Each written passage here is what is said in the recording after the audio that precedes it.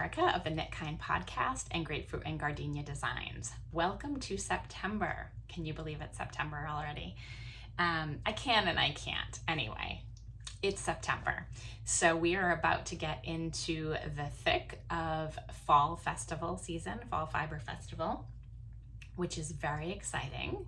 And also, here we go, fall, winter, all the things. So if you're in New England, especially, right, like it takes me until after Labor Day. I know sometimes for people who either have kids in school or teach in schools or on that schedule, like everybody's back into it by the end of August, but there's something about once the calendar flips to September, which I can't believe it did yesterday, but it did. Okay, so here we are in September, and I'm excited to reconnect with you. I have had a good summer overall. Real short, real quick summary, I am dealing with some chronic foot pain, and that was a little debilitating and frustrating at times. And I know a lot of people deal with chronic pain, back issues, all kinds of things. So solidarity if you do. I am working very hard to refocus and work past that, work past the pain. But last week, going into the podiatrist, my back, neck, and shoulders all locked up. So it's always like relative, right? I'm going in to fix the foot problem and everything else locks up. And so I'm just finishing a little course of steroids for 6 days and feeling better. And now reshifting my mindset to grading the sweater pattern that I finished this summer, which I'm super excited about. Getting this shawl out of testing. A couple people have finished already, and releasing the pattern in advance of Vermont Sheep and Wool, and just showing you some other things I've been working on. So let's jump in. First of all, if you are a returning viewer, thank you so much for coming back. I really appreciate you being here. If you've subscribed, thank you. Set your little alarm so you know when a new episode comes out. We'll see about consistency this year. I was pretty good last year, and this year I took some time for the summer and just popped in a couple times, and we'll see what every new year brings, which I do feel like the new year starts in September. It's not really January for me, it's September. I think it always will be. Oh, and if you're new, welcome. This is not the first take, if you can't tell. So if you're new, welcome. I'm not sure what I've said in this one versus a previous one, but I feel a little bit more focused and on my game now. So if you are new here and you like this, please consider a like and subscribe, because it does help us reach more fiber enthusiasts. And we do it under the premise of kindness, because goodness knows that this world right now has a lot of unkindness and even hate. And that's not what we're here for. We are here for fiber. We are here for treating each other respectfully. And we are here for doing our best to make the world a better place and not a more destructive place. And so if you like that, keep watching. If you don't, maybe it's not the podcast for you, right? I'm going to try to be positive but real. And if that sounds good, then I would like everybody who wants to be here to be here. So let's start real quickly with the Lifelines shawl. I'm going to tell you a lot more about the design when it comes out, or a little bit in advance of it coming out. There is, as with many of my designs, a lot of story behind it. But today, just looking at it over my shoulder, I feel both really proud of it and just really I just love how it looks. And, sometimes things, it still strikes some awe in me that you have a knit stitch and a purl stitch, and you have stitch dictionaries, and you have shapes, and you have all different wools you can use or different fibers you can use, and in the end, when something comes together and it just feels right, the whole process of it, both of designing it and of knitting it, just feels like a special thing. And so this particular version, this is my prototype, and so this is in Kingdom Fleece and Fiberworks, and they're in East Hardwick, Vermont. This is all Vermont wool. It's the Clun Forest breed, 330 yards sport weight to 100 grams. And this one takes just the 3. I do my best, as always, to maximize yardage. So what you'll see is that 2 of the colors do not have a whole lot left. I know it looks like more here, but it's really not, especially if you were to swatch or have any slight difference of gauge.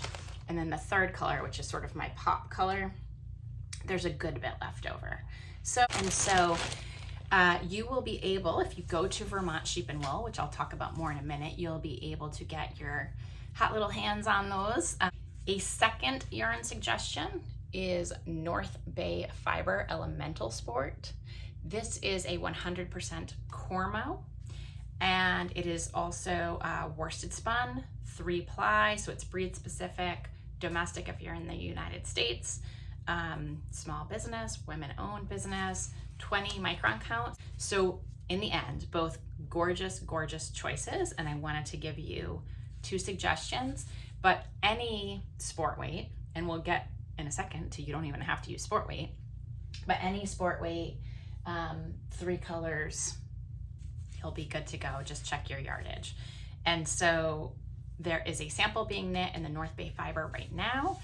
One, to make sure we can do it with 3 skeins, because even though it's a very comparable yardage to weight, you know, sometimes a yarn will knit up differently. And I just want to make sure that we're telling you 3 skeins, it's going to be 3 skeins. So I'm super excited about both of those producers and options for the yarn for the shawl, and I hope that once you hear the story behind it, you are even more drawn to knitting it, because the stitch patterns are so fun, the texture is so fun, and then you can come up with your own color palette, which maybe I should say real quick now so I don't forget.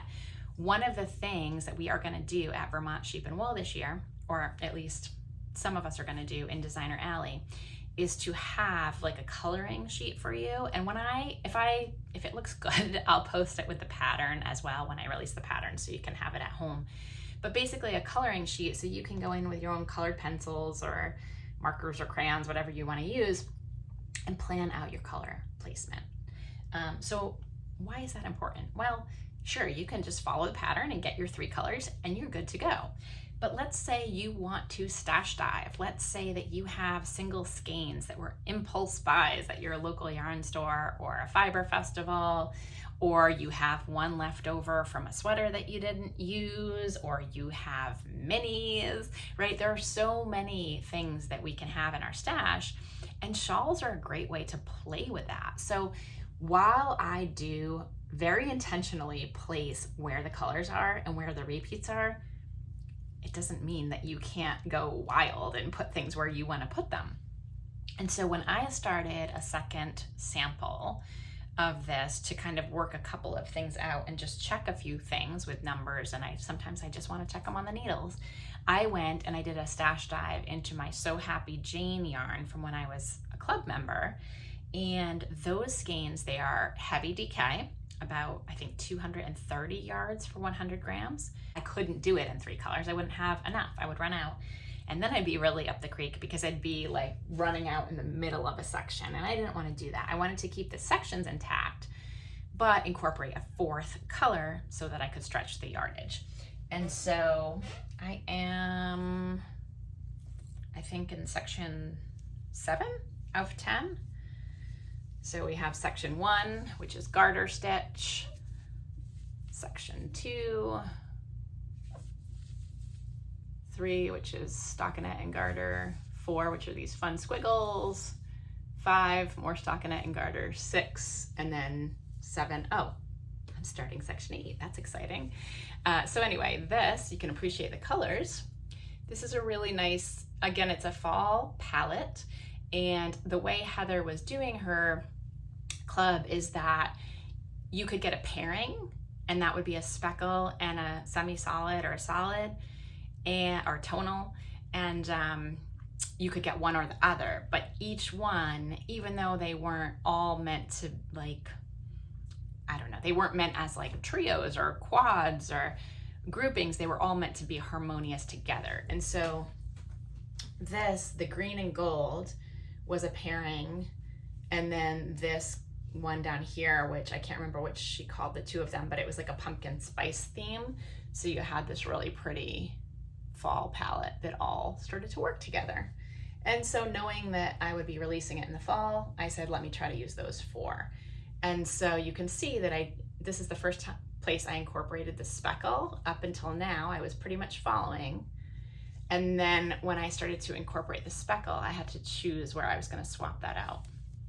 And now in this one where I had the light cream and then the light cream as the background, because that's sort of how it worked. If you see, what happens is you have a background color here, and then you have a whole section in one color, and then it becomes the background. So this would have been a whole section, and then it would become the background. I'm gonna swap it out again. So again, I'll tell you more about the shawl in more of a dedicated podcast where it's a bigger chunk of it before the release, but that just gives you a little bit of insight and glimpse into the designing and how I play with the colors, and then also how you can make knitting your own. You can use yarn if, let's say right now, you're not in a place where you're gonna go out and buy more yarn, but you have stash you're gonna work from. You don't have to always limit yourself and say, well, I've gotta find something that has the exact yardage and the exact weight. You can take accessory patterns, especially shawls, right? A cowl, you still want it to fit a certain way. So you can swap it, but you really have to know what it's gonna do.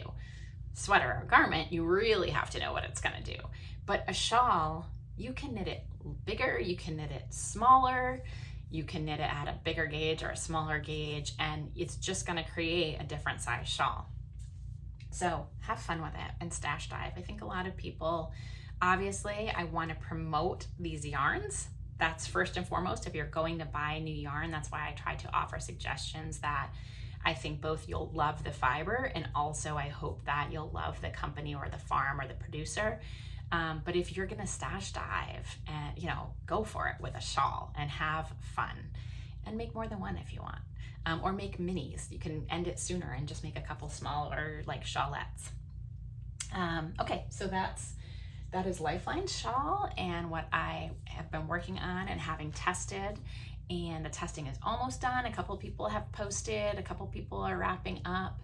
There's gonna be some neat other yarns to check out of what people use. There are some really farmy yarns in there and some different ones that, again, you might be able to keep an eye out for if you do go to some of these fall festivals.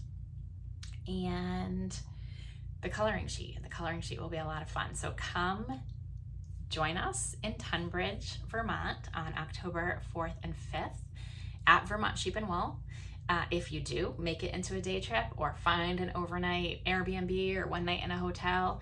It is not inexpensive that time of year because it is fall foliage season, and especially if it's a beautiful weekend and you wait until the last minute. But even if it's not a beautiful weekend, fingers crossed it will be, but even if it's not, it's a great way to spend a weekend in the fall. And so I hope you'll come see us.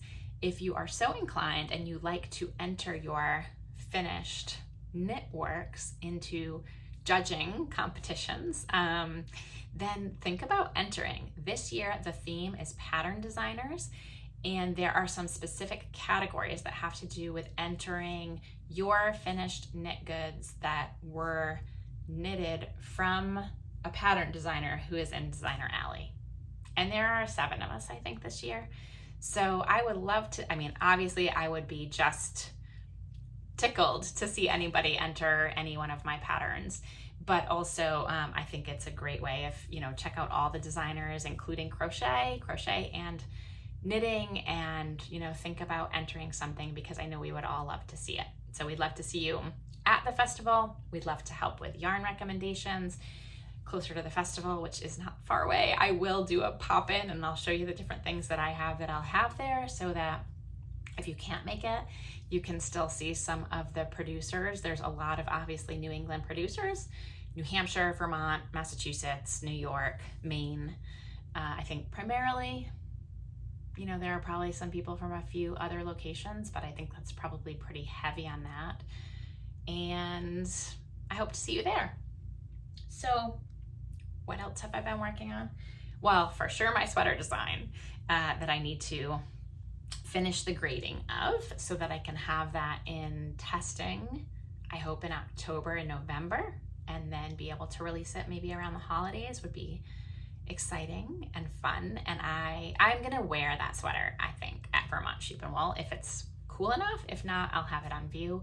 And same goes for Rhinebeck. I love it, and I am so excited that I finished it, and we'll have the design ready for you this winter. But in addition to my design, I have been chugging along with my autumn Alpine. And so I finished the body. You can see the treatment on the bottom, and that's one of the things that really drew me to this sweater. I just, I wanted to do the Colorwork yoke, but also I think it's so beautiful when there's just an element that is a little unexpected but not overdone. So that bottom ribbing with the garter stitch and the pop, I think it's just great. And depending on what size you do, this might be a little tip for this one too if you're stash diving, which also, by the way, the Kingdom Fleece and Fiber Works or the North Bay Fiber would be a beautiful choice. The body of mine is done in Juniper Moon Farm Patagonia, which is a great, I would say like budget conscious choice. It is a wool. It is not domestically produced. I believe it's spun in Turkey. But Juniper Moon Farm had its origins in the United States, and now it's owned by a larger company. And it's all good. We're all doing our best to find the right yarn for the right project, for the right price point for what we can do at any given time. And so this was a beautiful match as well, but do note, I knitted it in an alternative gauge. All of the notes for my projects, usually I try, are in my project pages when I'm knitting other people's patterns. When I'm knitting my own patterns, sometimes I'll put notes in there, but it's more incorporated into the pattern itself. So I'll have like tips or decision points or that kind of thing. So what I did do and what I wanted to mention to you is when I was figuring out what yarn I wanted to use for this, I did want to use stash if I possibly could for the Colorwork. And you can see this is a pretty deep yoke. Mine's a little bit deeper because it is also at an alternative gauge. And I had one skein of Feederbrook Farm. Feederbrook Farm's yardage is more than some other color changing yarns. It's BFL, Blue Face Leicester, and I think it's like 260 yards. So, depending on the brand you're using, you can't just think one skein or two skeins. You have to know the yardage, and you have to know your gauge and your size, right? Of course. And so I only had one skein of this, and my size would have required two. And then I thought, well, what could I possibly do to stretch it? And I looked at other comparable projects that were in similar sizes and so on. Anyhow, fast forward, I knitted a smaller size at a larger gauge, not to manage the yarn, because that's where my gauge was going to be. And I managed to get the whole yoke done with one skein. I don't know if I have it right here. I do have a tiny bit left. But part of the reason I could do that is because if you look at the top here and you see, I chose a complementary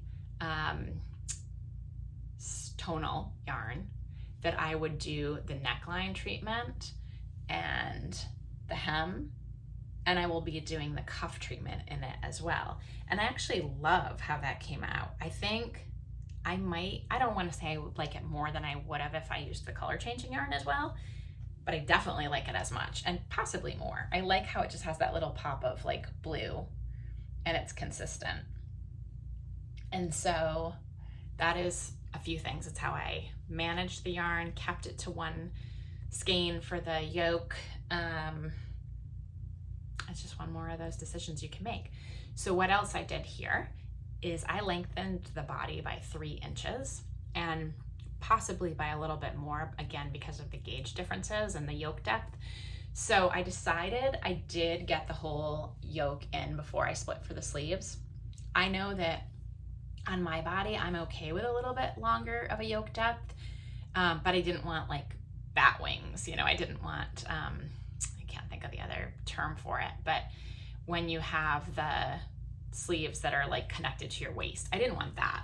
but I like, see, like even in the shirt, like this is a good, you know, I don't like it right up in my armpit, because then I get uncomfortable and I fidget and I sweat.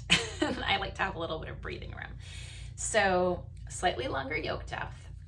And then in the pattern, I believe all sizes from the underarm, they have you knit 6.5 inches and then do your bottom ribbing, which adds about 3.5.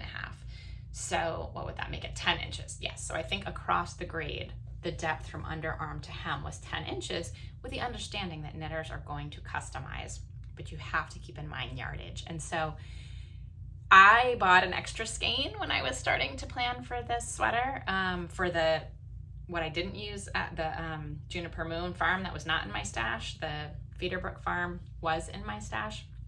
I did buy the extra skein, and I'm glad I did, because at the time I wasn't even really thinking how much extra length I was going to put on it. But this sweater looks so cute cropped if you're a cropped sweater wearer. And I am over dresses, but I also know that I wanted to wear this one not just over dresses, and I did want to make it longer.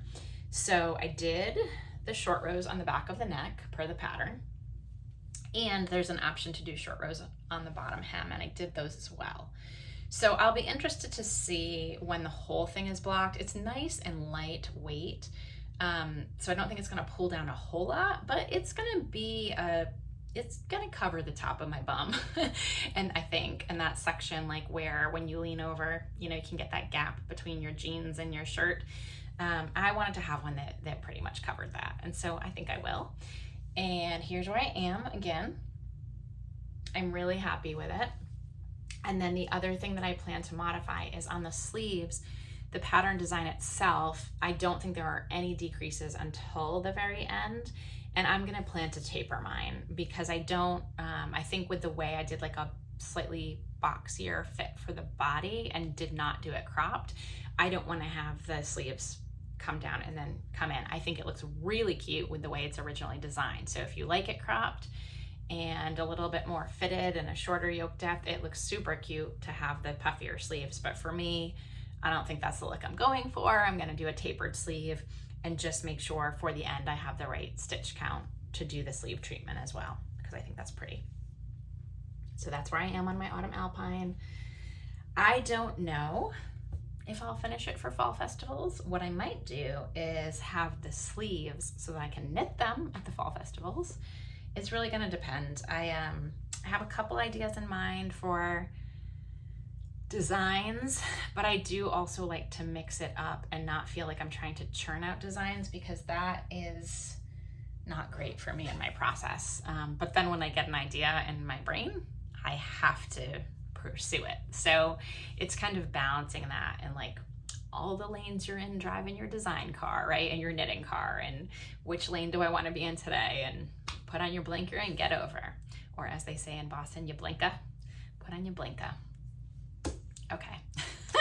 I don't know. I'm a little loopy today, I think. So let's see. We talked about Vermont Sheep and Wool and Autumn Alpine, and we talked about the shawl.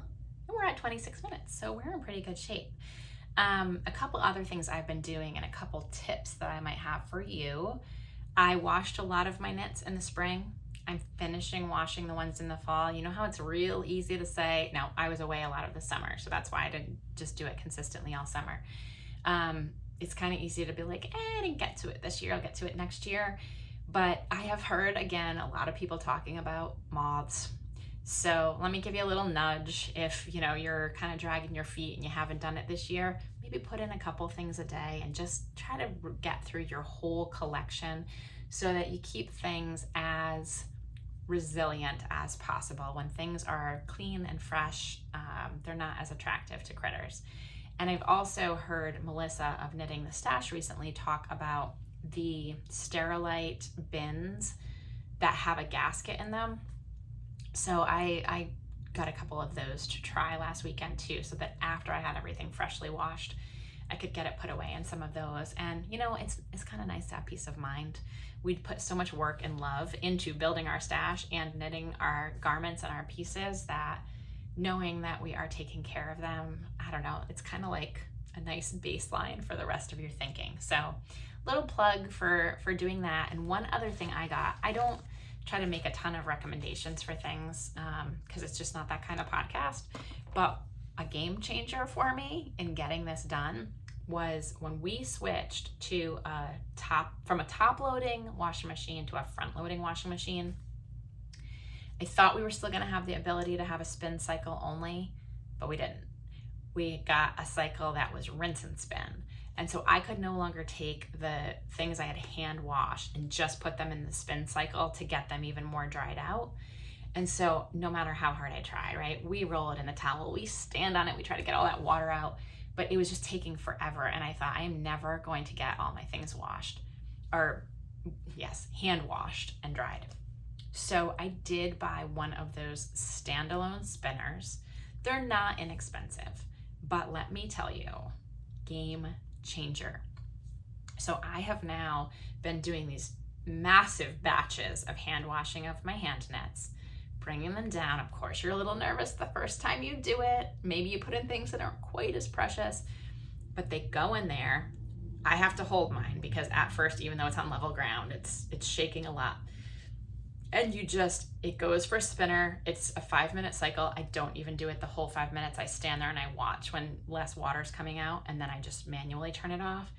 And these things are dried overnight. I leave them out extra just to make sure there's no moisture trapped in there. But when you can do like 20 pieces in a day and have them dry overnight, think of how quickly you can get through everything and get it washed and stored safely. So I don't know, that's my like woo-woo plug for trying to make sure that your hand knits and your beautiful yarn stash last and they don't cause you any undue stress. So I guess that's a good feed into another thing I'm reading, which is The True Cost of Wool. The True Cost of Wool by Anna Hunter. It's an interesting time to be talking about this and having this conversation, and she addresses that all in the book. I'm only that far, partially because I've been doing some audiobooks and other things too. But I will say, just in terms of the wool industry, first and foremost, it's just really good information to have. It's good questioning and curiosity and understanding why decisions are made and so on and so forth. And she's very interesting too. And you can listen to her on different podcasts where she's been interviewed, or, check out the stuff on the Long Way Homestead website itself. She was a guest speaker for the Fiber Shed that I'm part of. And, we learned all about amazing things that she's doing. So there is just talking about wool and all the woolly things, right? From a wool perspective. And then from the perspective of our world and the things that are going on and the fights that are happening between governments with tariffs and all kinds of things. It's a real reckoning, right? If you are in the United States, with our friends to the north. The Canadians are our friends. They're my friends. And so this is about the Canadian wool industry. It has a lot of things transferable to other wool industries, but I think there's really two things going on just at the beginning of this, and even the way that Anna recognizes how sheep in general started with colonialism and what that means to Indigenous people. So take from it what you want, but be open-minded and curious, regardless of what your perspective is coming into this, that we always have layer upon layer upon layer of history. And the more we can all do to understand it and to reconcile, not even reconcile, but just really gain awareness, have a reckoning, and know who we are, where we are, what we can and can't control, and how we can work toward a more idealistic future and a safer and healthier future for everybody. True Cost of Wool. Okay, a couple other things, and this is a little bit interesting. I'll get more into this probably as the thread continues, but the theme of identity has come up in a whole lot of things this summer, and I feel like it's now in the back of my mind percolating. So One of the audiobooks I listened to at the beginning of the summer was Careless People. And I won't say a whole lot about it now, other than I found it really worthwhile to listen to. If you are curious about more than a headline of how we've ended up as a world and a country and a culture where we are now and the role that social media has played in that, if you're a parent or you're an elder or whatever you are, you're spending time on social media, if you are a baby boomer, if you are Generation X, and if you are a young person who listen to Careless People. I listen to it on a faster speed because it's a pretty long book and they get really in the weeds.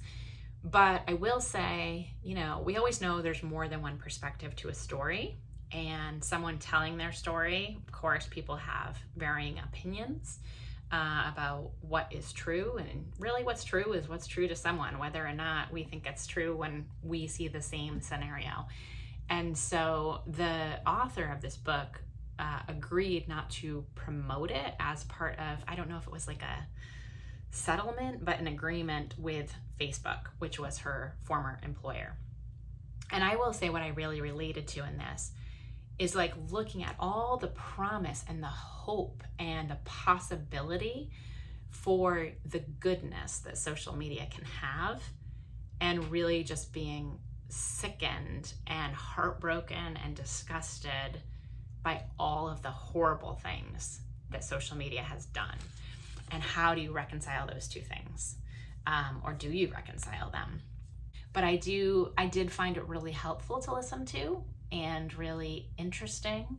And like I said, in many ways heartbreaking, but also thinking about the opportunities of it and how to use it in proper ways. And I think it's an interesting read. So if you've been curious, I was on the wait list to get it for a long time. And then I did. And I felt really obligated in a way to make it through all the stories, because there's probably a little bit more than I really need to know about Sheryl Sandberg and Mark Zuckerberg in there. But if the stories are someone's version of true, then she was real gutsy to tell them as well, because, we should be humans with dignity, and I'll leave it at that. I guess I'm laughing because I'm uncomfortable. I don't know. So one of the other books that I just read, because I'm on the wait list for other things, and when I say read, this was another audiobook. I hadn't read or listened to any of the Rebecca Yarros books, and I've heard so much about them, of course. And so there was one that popped up as always available in my Libby app. And while I was waiting for some other things, I decided, I might as well give it a try. And it's called The Things We Leave Unfinished. I did enjoy it, and I did find it interesting how this theme of identity keeps coming up lately. So I don't know if it's one of those things that now I'm tuned into, but between a lot of people talking about identity politics and why we are where we are in terms of people and how they feel about things, and then this whole, reading Careless People and that whole piece, and then, what is my identity as a knitwear designer, or as a mom, or a person in the community? That's something that I think about just kind of a lot as a undercurrent, I guess. And then what I thought was really interesting is having no idea that The Things We Leave Unfinished would feel in the end of the story. If you've read it, you know what I mean. Like just a real strong message about identity that I'm still thinking about because I finished it at like midnight last night.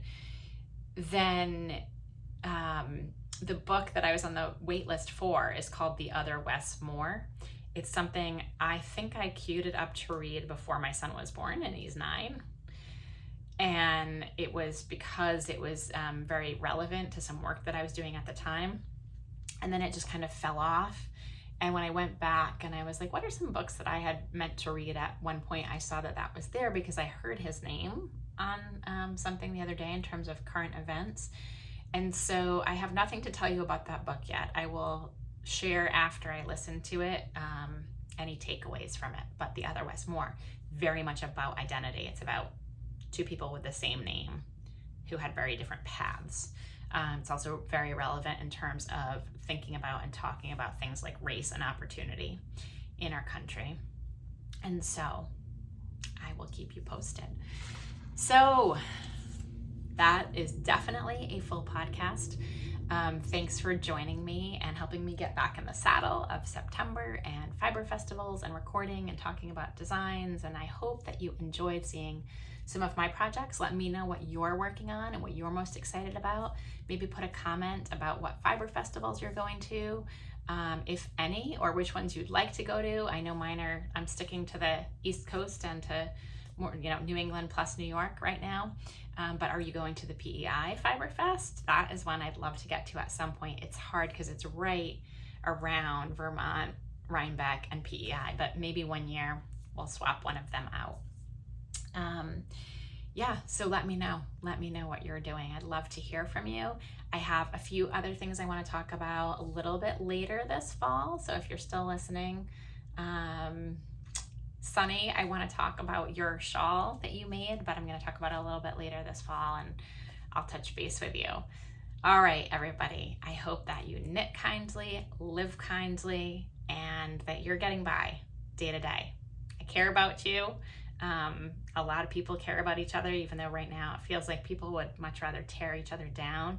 Find the helpers, like they tell kids in a situation, find the helpers.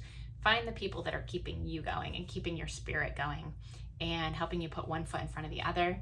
And whether that's because it's a distraction or a motivation, stand up, do what you can to make the world a better place. There's a lot of things making it not a better place. We had another school shooting, and I think half the country doesn't even know we did.